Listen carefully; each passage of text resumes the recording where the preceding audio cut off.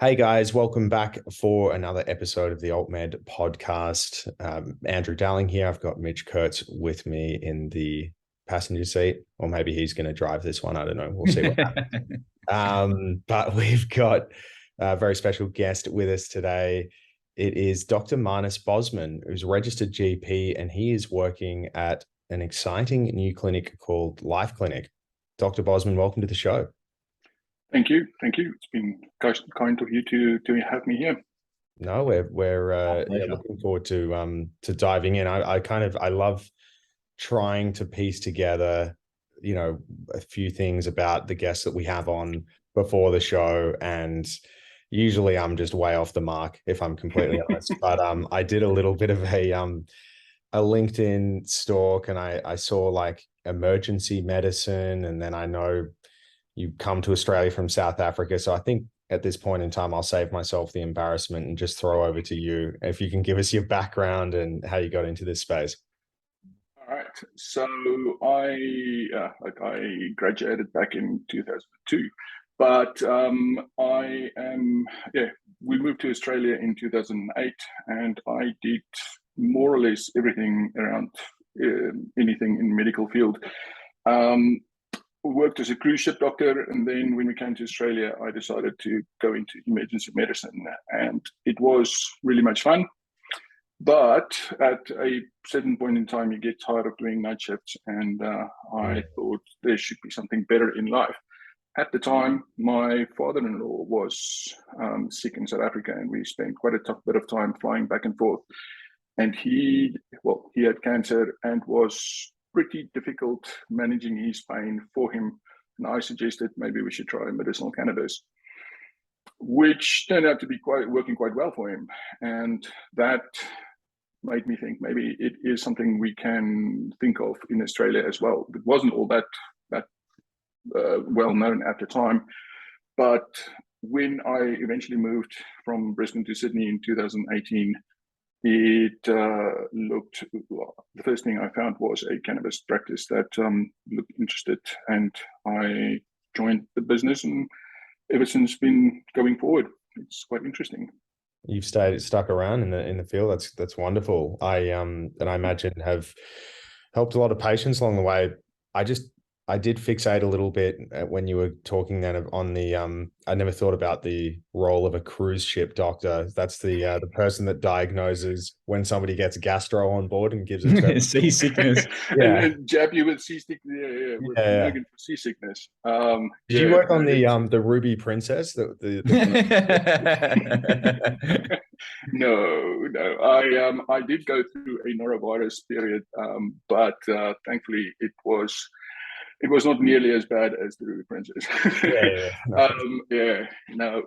It was lots of fun. I thought it was the best job in the world, but my wife said after 4 months it's time to get off and become actually something proper, doing something proper again. So she hopped off in Brisbane, and I followed her.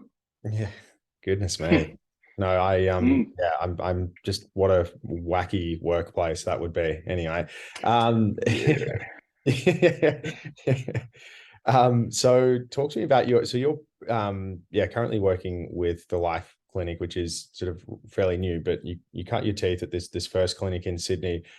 What in the time that you have been, I guess, I assume, an authorized prescriber possibly now, but in the time that you have been prescribing cannabis, what are the conditions that you reckon you've really started to get a handle on understanding how cannabis can help? I find probably the condition I think that is the most successfully treated with medicinal cannabis, or CBD at least, is anxiety. And especially now with the pandemic floating around, or was going around, there is a huge amount of people that is suddenly feeling extremely anxious and not enjoying life so much. I'm also working in a GP practice and a skin cancer practice, and look, half my patients complain about being anxious, and that includes the skin cancer patients. So I do think CBD is a wonderful tool to use there. Chronic pain, I find fairly difficult to treat. Most of my patients are not extremely rich and can't really afford this on an easy basis or in high quantities of the medication to benefit a lot from this. And for them, it's easier to stay on the standard conventional, but not maybe as good for them medications. And they not prefer to stick with the opioids, but it's difficult for them to be able to afford enough medication to get off it. So I do prefer, I like the anxiety side where I can actually make a big difference fairly quickly, and it's not they don't need to take a huge amount of oil, so they don't spend so much money on it. Very interesting. I know affordability is that word that just keeps on popping up all the time. I mean, I guess even what you'd say though, well, I don't know if you share this view, but it feels like price is getting better than it was maybe probably when you started in 2018. Is that a fair statement? I think so. Yes, it is certainly becoming more affordable and becoming more mainstream. So it's also not such a big negative point to talk about it, or to when you offer it to a patient, that they don't feel that I'm trying to make a backroom deal or something weird. Yeah. In fact, most of my patients are asking for samples, which I don't have. So that's also frustrating.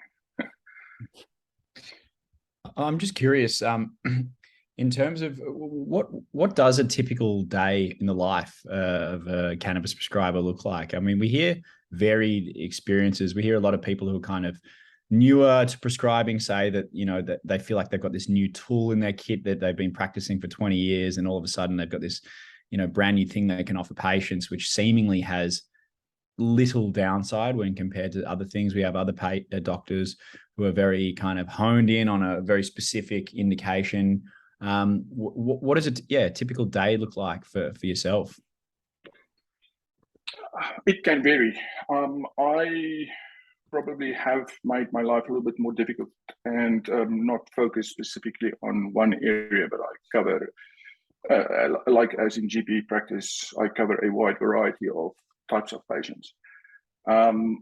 So it ranges from the anxiety patient to the chronic patient to a cancer patient who is nauseated and feel very, very miserable.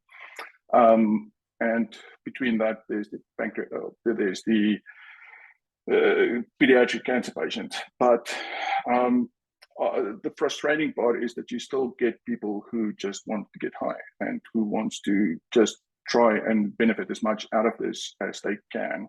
So it's always fun to try and weed out the people that you don't like and try to help the people that you can. In the beginning, it was a very difficult thing to use, or I by now I know so much more about it, so it's much easier to convince my patient or to help them to accept it and how to use it. And beginning, it's a fairly easy to say, look, you start with this and you add a little bit every time until you find the dose that works. Now I have much easier to say, look, you may need this amount of medication, but we're going to work towards it. We're not just a wild guess, but I can say, look, on average, my patients use this much or that much, and it just gives them an idea of what they're going to spend per month, or what they're going to look forward to. Quite often, I have to try and talk people out of using too much of something, or to explain to them that they need to start with the simple things first, and then work up to the big guns. You don't start with that straight away. So it can be frustrating, but it can also be very rewarding. It is interesting the amount of people that you see that sometimes find benefit, and it's not always the people I think would benefit. If I see 10 people, 3 would do wonderful, and another 5 would be okay, and then there's a couple who it just doesn't work at all. And you don't know, is it because they decided that it's not good enough for them, or if they're actually following my guidelines and following the dosing schedule that we have for them, or if is it just that medication just doesn't work on everybody. So it's always interesting to see which patients will benefit and who do not. It's interesting. We actually had Ethan Russo on a few weeks ago, and he was talking about some research they're doing at the moment around genetic markers that will indicate how well cannabis will work for you, or whether indeed you'll suffer from, I'm going to say, cannabis hyperemetic disorder. Hyperemesis. Hyperemesis. That's the main one that he was saying that the research focused on, that there are certain patients that are very likely to get that from excessive use. But it is tied to certain genetic predisposition, which is probably the case that would explain why some patients, you can give the same medication for the same indication to two patients and have such a different response. And I'm guessing that's what you're finding. Indeed, so yes, you treat them all the same and you start them on the same medication unless it's out of stock. And then some people find great benefit and they just take a small amount, and others, look, I have big burly ex-firefighters who drink a quarter of a milliliter of a CBD bottle, and then I have 80-year-old ladies who drink 2-3 milliliters of their THC and they still don't find benefit. And I'm like, what benefit are we looking for? Are there certain indications that you find though do respond better? Like, are there certain things, like we hear a lot about inflammation, for example, but are there other like kinds of specific conditions where you just see people get the benefit regularly on it, and maybe other ones that don't? We've heard different reports about maybe osteoarthritis being slightly more difficult, or neuropathic pain being better. I'm not sure. What's your experience? Yes. So some pains are more difficult to treat than others, and it depends also on what the patient has been taking up to that point. And if they say they've got 10 out of 10 pain, but they're only taking Panadol osteo, then it would be a different case than someone who's on Suboxone and who's been on 1,200 milligrams of gabapentin as well. They are not going to benefit as much as the person who's just taking Panadol osteo. But that said, I think anxiety is the easiest to treat. Then with the pains, possibly the inflammatory, the rheumatoid arthritis or the fibromyalgia is slightly easier to treat than the osteopain. That is, it's difficult.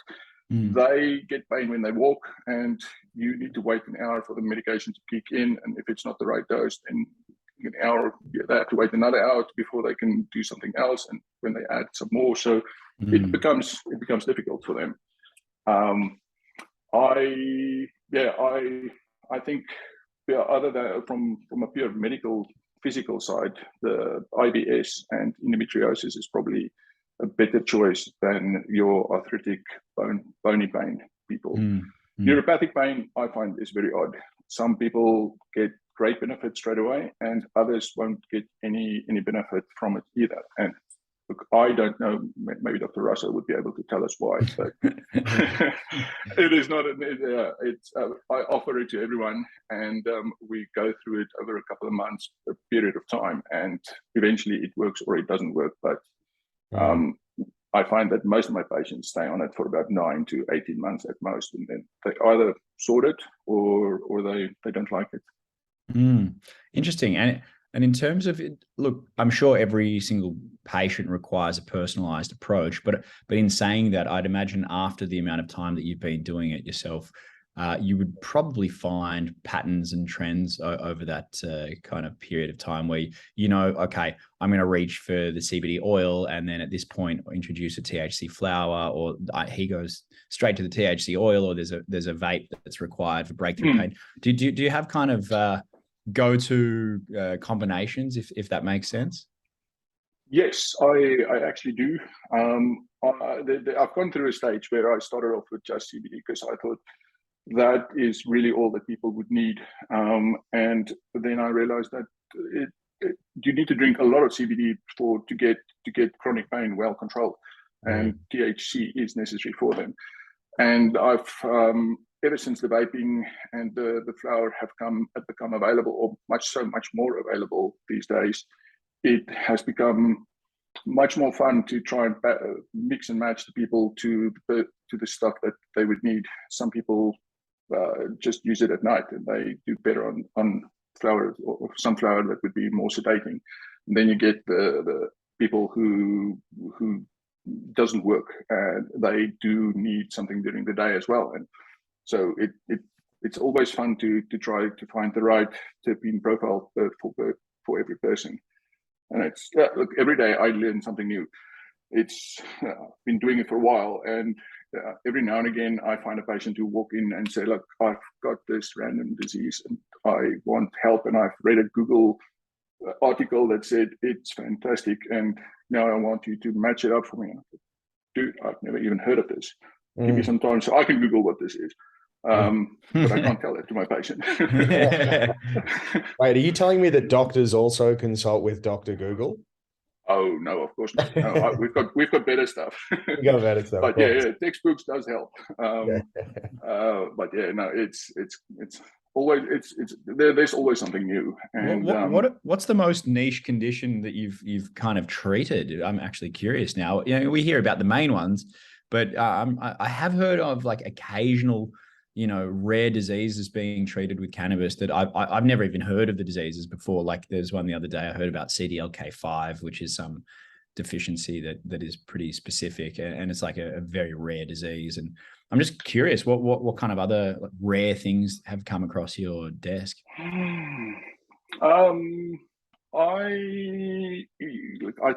pass the very rare people on to specialists.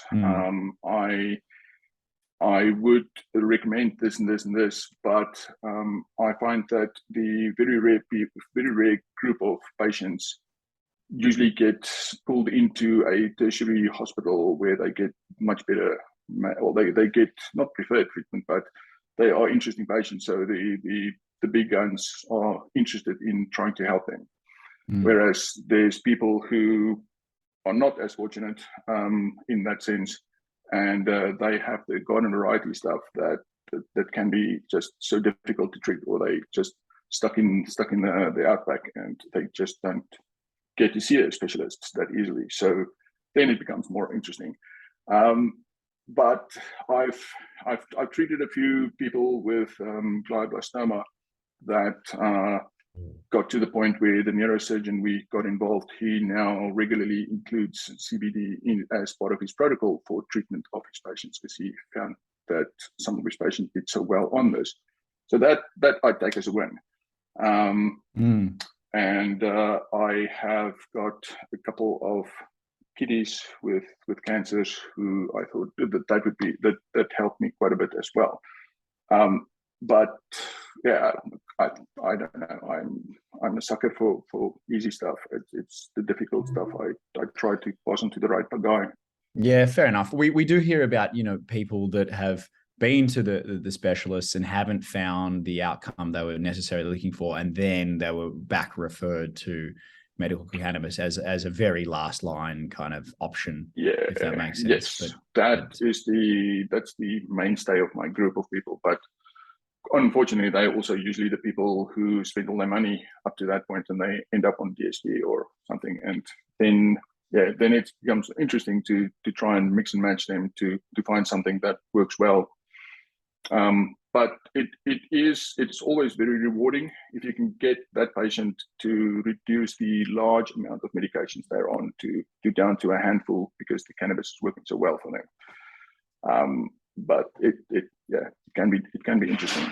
Do you have any? We love to, you know, it's been really something that's been asked for by some of the viewers, that they really enjoy hearing some of those stories of the more rewarding patients. If you're comfortable sharing some anonymized examples, that would be love to hear it if you've got any, or like a typical scenario. I have had a couple of good feeling situations where I've had people who has been on like every different SSRI in the world. They've taken every antidepressant. They've been seen by multitudes of psychiatrists, and they still struggle to get on top of their on top of their symptoms. I've had a few people who struggle with panic attacks so badly that they cannot drive the car by themselves. They cannot go take the kids to go and shop, or they shop online. And that person has been on CBD oil for a short period of time. Wasn't even a couple of months when I saw them for the third time, and she said, "But look, I'm not taking my kids to the mall on a Saturday to go watch a movie." So it feels very rewarding to be able to do that for them. Or you see the cancer patient who was rattling around with the largest amount of Targen and Endo and stuff that they've been taking, and now they've gone completely off all the opioids, and they just they enjoy their vaping, and it just they don't even use all that much, but that's just enough to get them through the day, and they're so much happier about it. So that is very rewarding. Or the glioblastoma that whose all their symptoms has disappeared, and the cancer has been stated to be cured, but we'll still watching to see what happens there. It has been very rewarding, especially the PTSD patients who has severe panic attacks and nightmares and stuff. And now, after a couple of months, they do better. That helps, because in GP practice you see these people and they just get passed around and seeing the next psychiatrist who changed the medication, and it's frustrating to see them over and over, and the same group of people coming through in a GP practice, and now we actually can help them.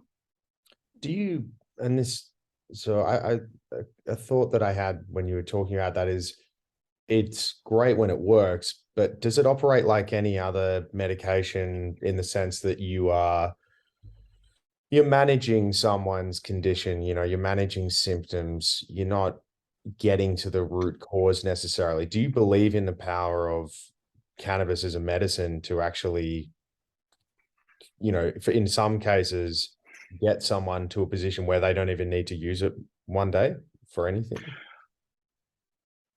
Yes and no. It's one of the first things I tell my patients when a person walks into my office is that we are not going to cure your cancer. We are not going to try and take you off all your 3-4 different medications that you're on currently. We are trying to control your symptoms and reduce the side effects from those medications that you're on, and to try the amount of medications that you're on, so that your life can get better and your quality of life improve. And once they realize that, once they're not so focused on this is going to cure me because it's the one drug that just fixes everything, then you find that they actually do improve, and that they may not need the THC only vaping to control their pain. They can get by with just CBD, or that they still use their oil at night to help them sleep, but the stress and the concerns that they have is gone. Yes, it is possible to cure them with this. I find CBD is a much better medication than most other stuff that I've tried to pass on to patients. It doesn't fix everything, obviously, and it doesn't fix it immediately. It's something that they need to take they need to understand that it takes up to 3 months to get your dosing perfectly right, and it can take up to 9 months before something is to the point where you can stop all your other medications, and it may never happen, but it does improve them to a point where they are happy that even though they still may have pain, they're now functional. Whereas if you're on opioids, you get the bit of a high with your medication, so you don't want to give that up, which makes it difficult to accept that you're going to be in pain. So yes, I do find that people get better they get better on cannabis, but it's still a learning curve for me as well. So it takes a while. I'm just curious. We've had a few doctors come on talking about something, you know, maybe as serious as cancer, and it's one of those very kind of sensitive topics where you would never want to suggest that there's going to be curative. It's definitely considered an adjunct therapy to manage symptoms and the rest.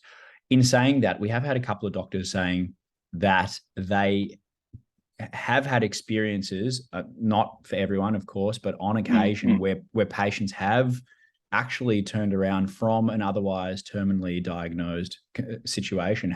Have you had any scenarios like that potentially it was involved in something like that? Not to say that it will for everybody, but it did happen on. Yes, I've had patients who came to me with cancer that was told, look, you're palliative now, and you're still getting chemotherapy, but that is to just manage your pain and manage your symptoms, and that they have given up, and we've placed them on CBD and a bit of THC to just make them more agreeable and happier, so that they don't affect their mood, and things don't bring down the rest of the family potentially, to the point where they got cured. And the treating doctors or clinicians are not sure why this has happened. I mean, your mood and your mentality certainly plays a role in the way you get cured. So if you are not going to believe you're going to get better, it will be so much more difficult to try and get this person to be cured. Once they feel better about themselves, and once they just more comfortable in themselves, they seem to get better. And I have had patients who, like, variety of cases, different. Well, there was bowel cancer, I think. There was prostate cancer. There was a couple of glioblastomas that got better, and who has now not been cured yet, but the treatment has improved from palliative care to they're back on actual treatment. So there's been glioblastomas who got cured completely. So I do have patients who got so much better.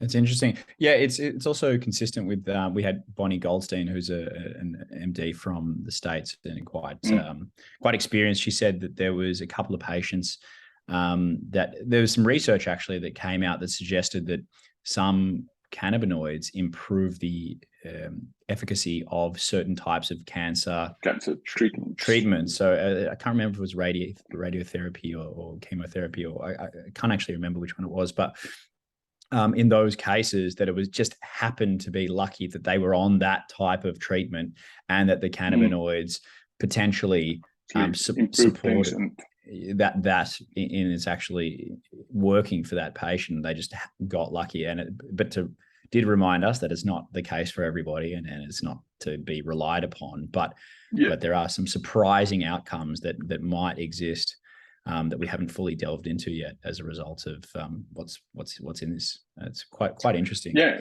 there's lots of things still for us all to be learned out of this, and it's a fascinating field, and it's great to be part of it in the early stages where you can try and help with the research and development of this. And are you across many of the emerging, like the other formats that are kind of, topicals or I was going to ask about skin, actually, because I feel like skin gets, I don't know why, it was on the brain. You try to tell us something, Andrew. Yeah. No,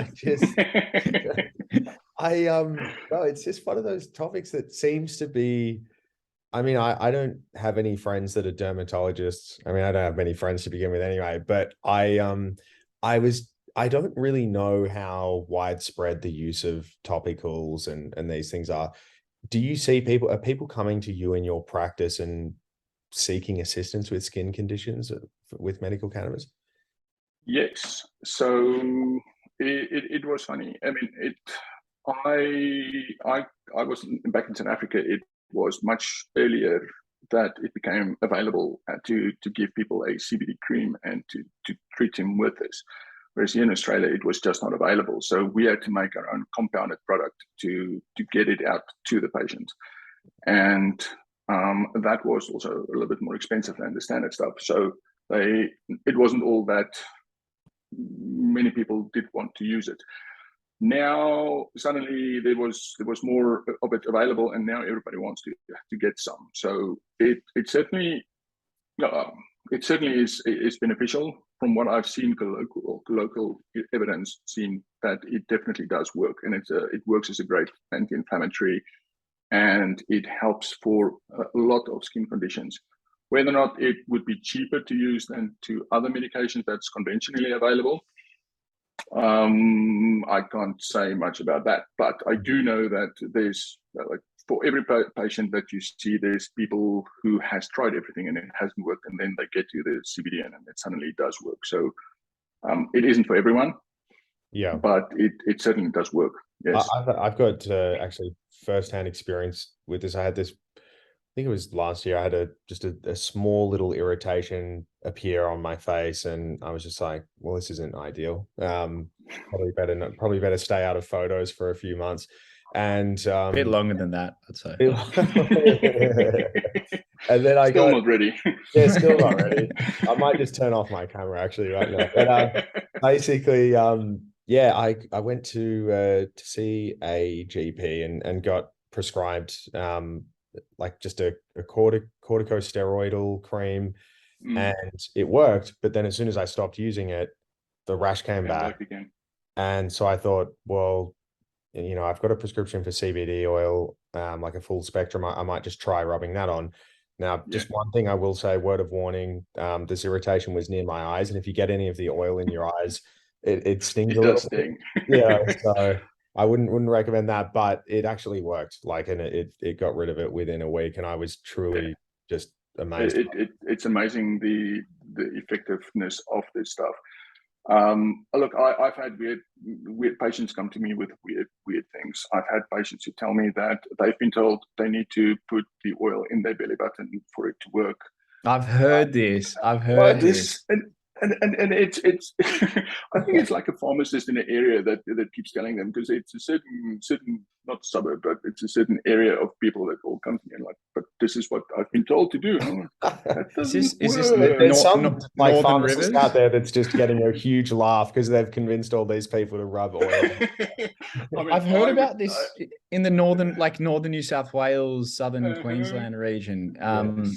Okay, they think that it gets absorbed through the belly button because there's something to do with childbirth. When I can't remember exactly. So you take the pipette out of the bottle and you put it up your nose, and you know, you squeeze it a few times. Like, anyway, that's ridiculous. No, dude, there's funny stuff. There's funny stories out there. But topical stuff does work. It has great anti-inflammatory effect, and it helps for pain. And I don't always know why it works, but maybe I should get smarter and become part of the research. But what I can say is that I have found it to be very effective in a lot of cases. So yeah, nice. It is useful. Here we go. This one's for the doctor. Around 72,000 veins run through the area behind the belly button that are connected to various organs and tissues. Hence, by applying CBD oil to the belly button, cannabinoids can effectively be absorbed into the blood vessels and travel through the body in a quick and non-invasive way. And then it's got something about the Pachotti method and this being an Ayurvedic practice. So would love the doctor's read on that. And by the way, it also improves and balances the chakras. Just so you're aware. Yeah. Oh, yeah. Of course. Look, that is not my area of expertise. But chakras, or I have to tell me all about it. No. Putting it on your skin, yes, it does work. There are certain areas in your skin that has more blood flow than others, which is why we recommend using your buccal side of inside of your mouth or under your tongue, because there's more veins available. Sure. And yes, it may work better than placing it on your forearm, but it would work better if you place it under your tongue. So it's more cost effective doing it that way. But yes, it would help for your chakras if you do it in a certain way. Whether or not that would help you, it's up to you if you believe in it.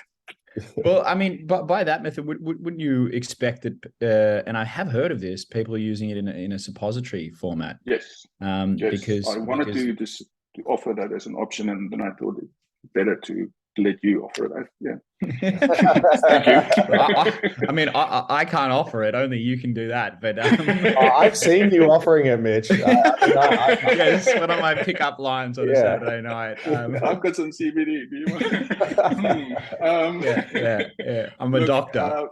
Yeah. Trust me, I'm a doctor.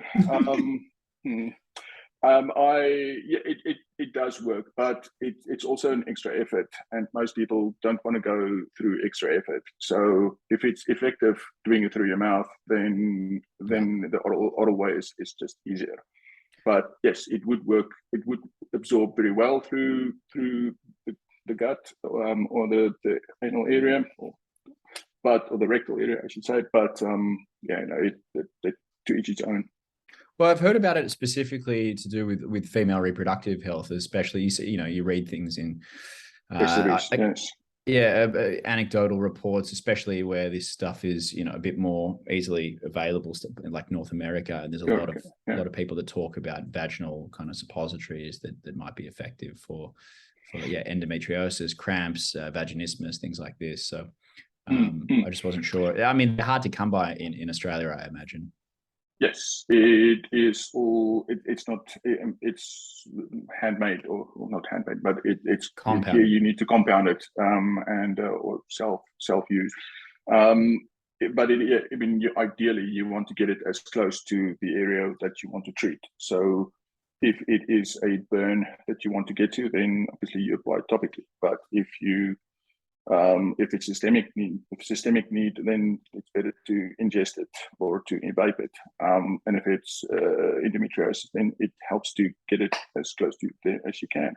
It certainly is possible nowadays, and it is available if you put some effort in.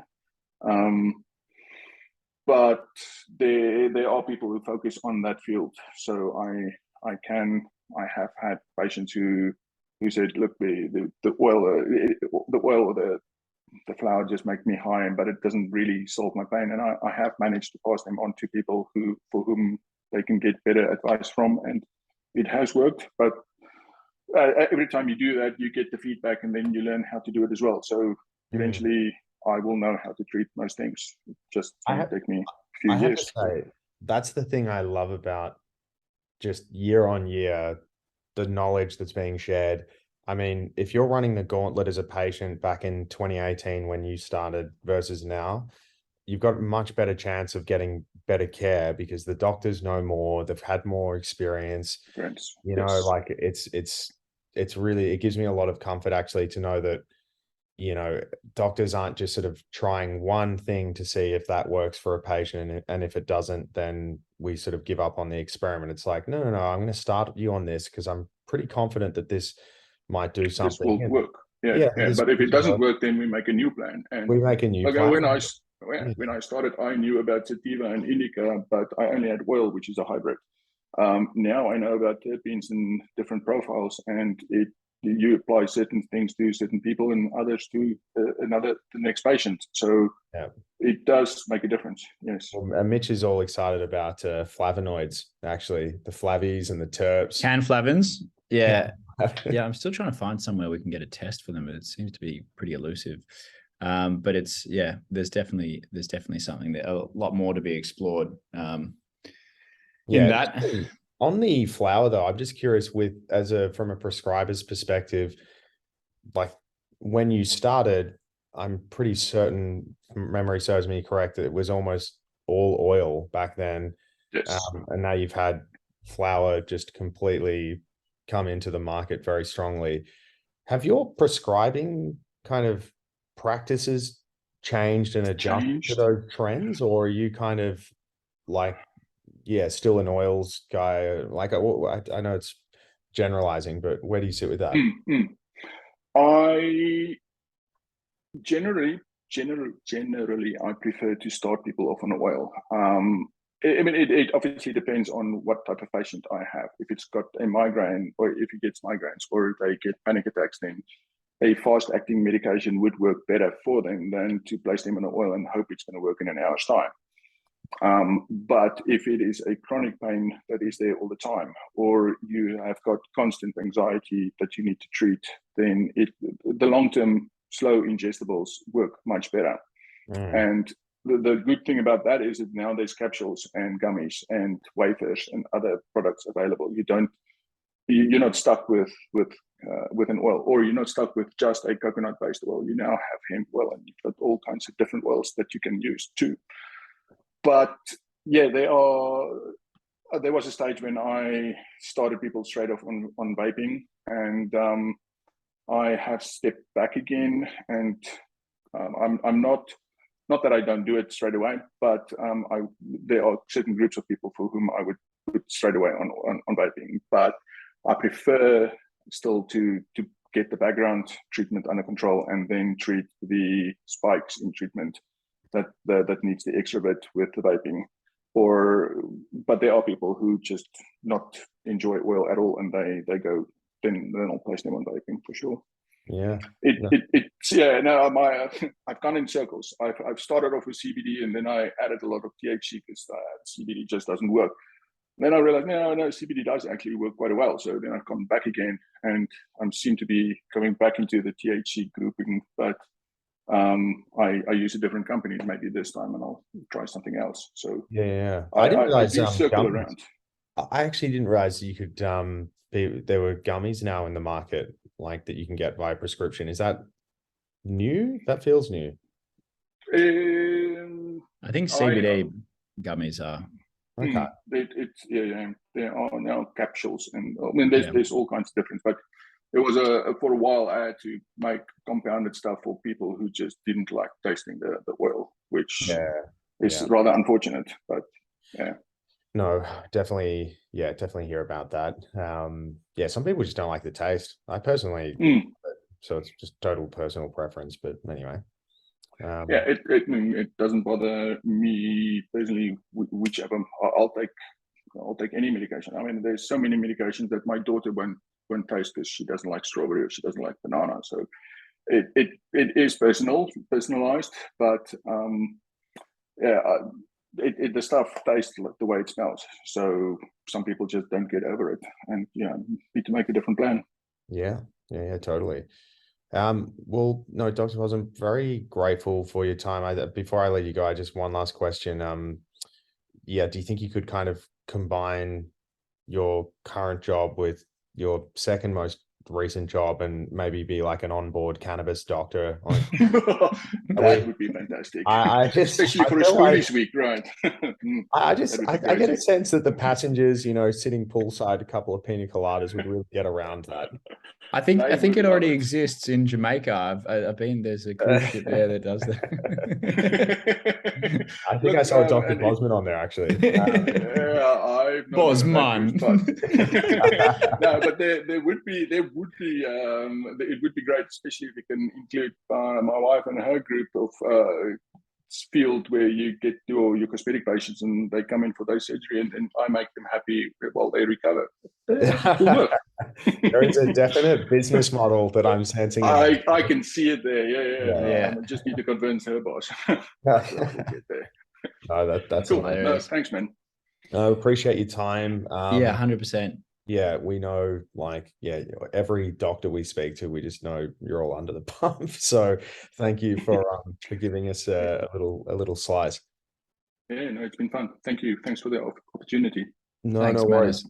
I'm sure we'll speak again soon. Until then, I would love to. Thank you. See you guys again. Pleasure. Cheers. Bye-bye. Bye.